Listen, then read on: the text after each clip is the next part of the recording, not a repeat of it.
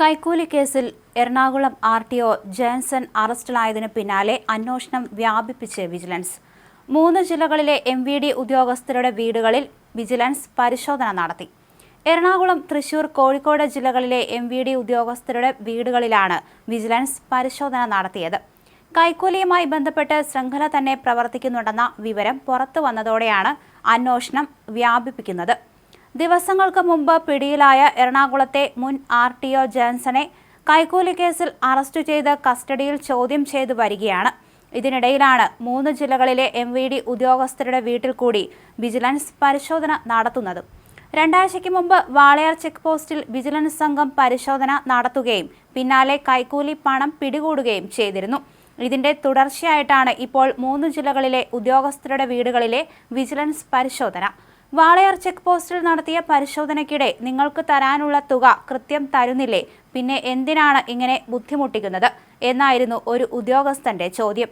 ഇതിനുശേഷം വിജിലൻസിന് പണം നൽകണമെന്ന് കൊച്ചിയിൽ അറസ്റ്റിലായ ആർ.ടി.ഒ. ജേൺസൺ സഹപ്രവർത്തകരെ ഭീഷണിപ്പെടുത്തി 14 ലക്ഷം രൂപ പിരിച്ചെടുത്തിരുന്ന വിവരം കൂടി പുറത്തുവന്നു. തുടർന്നാണ് പരിശോധനകളടക്കം കർശനമാക്കിയിരിക്കുന്നത്.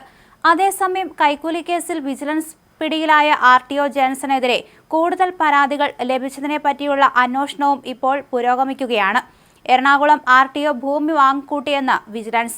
എറണാകുളം ആർ.ടി.ഒ. ആയിരുന്ന ജേൺസൺ 4 ഇടങ്ങളിലുള്ള ഭൂസ്വത്തിന്റെ വിവരങ്ങൾ വിജിലൻസിന് ലഭിച്ചു. മൂന്നാറിൽ അടക്കം ആർ.ടി.ഒയ്ക്ക് ഭൂമിയുണ്ടെന്ന് വിജിലൻസ് കണ്ടെത്തി. ബസ് റൂട്ട് പെർമിറ്റ് മാറ്റാൻ കൈക്കൂലി ആവശ്യപ്പെട്ട എറണാകുളം ആർ.ടി.ഒ. ജേൺസനെ കഴിഞ്ഞ ദിവസമാണ് സസ്പെൻഡ് ചെയ്തത്. ബസ് പെർമിറ്റ് അനുവദിക്കാൻ ഏജന്റുമാരെ വെച്ച് ആർ.ടി.ഒ. പണം പിരിച്ചെന്ന റിമാൻഡ് റിപ്പോർട്ട് പുറത്തു വന്നതിന് പിന്നാലെയായിരുന്നു നടപടി. കേസിൽ 3-ാം പ്രതിയായ രാമപ്പടിയാർ വഴിയാണ് പരാതിക്കാരനോട് ജേൺസൺ കൈക്കൂലി ആവശ്യപ്പെട്ടത്. ജേൺസൺ, 2-ാം പ്രതി സജേഷ്, 3-ാം പ്രതി രാമപ്പടിയാർ എന്നിവർ പരസ്പരം ബന്ധപ്പെട്ടിരുന്നത് വാട്സപ്പ് കോളുകൾ വഴിയെന്നും വിജിലൻസ് കണ്ടെത്തിയിരുന്നു. കൈക്കൂലി കേസിൽ പിടിയിലായ എറണാകുളം ആർ.ടി.ഒ. ലക്ഷങ്ങളുടെ സാമ്പത്തിക തട്ടിപ്പ് നടത്തിയെന്ന പരാതിയുമായി യുവ സംരംഭകൻ രംഗത്തെത്തി.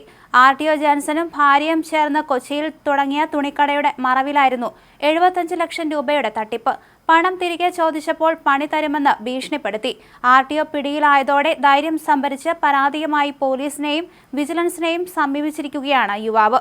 വിറ്റഴിച്ച തുണിത്തരങ്ങൾക്ക് പണം ചോദിച്ചു ചെന്ന തന്നെ ആർ.ടി.ഒ. ആട്ടിപ്പായിച്ച അനുഭവമാണ് ഇടപ്പള്ളിക്കാരനായ യുവ സംരംഭകൻ അൽ-അമീൻ പറഞ്ഞത്.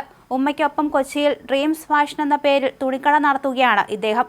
കടയിലെ നിത്യ സന്ദർശകനായിരുന്നു ആർ.ടി.ഒയും ഭാര്യയും. പതിയെ തുണിക്കച്ചവടത്തിൽ കണ്ണുടക്കിയ ജേൺസൺ 2022-ൽ ഭാര്യയുടെ പേരിൽ മാർക്കറ്റ് റോഡിൽ സ്വന്തമായി തുണിക്കട തുറന്നു. അൽ-അമീനെ തെറ്റിദ്ധരിപ്പിച്ച് ഡ്രീംസ് ഫാഷനിൽ നിന്ന് സ്വന്തം കടയിലേക്ക് പലതവണയായി 75 ലക്ഷം രൂപയുടെ തുണിത്തരങ്ങൾ ആർ.ടി.ഒ. വാങ്ങിയെന്നും പറയുന്നുണ്ട്.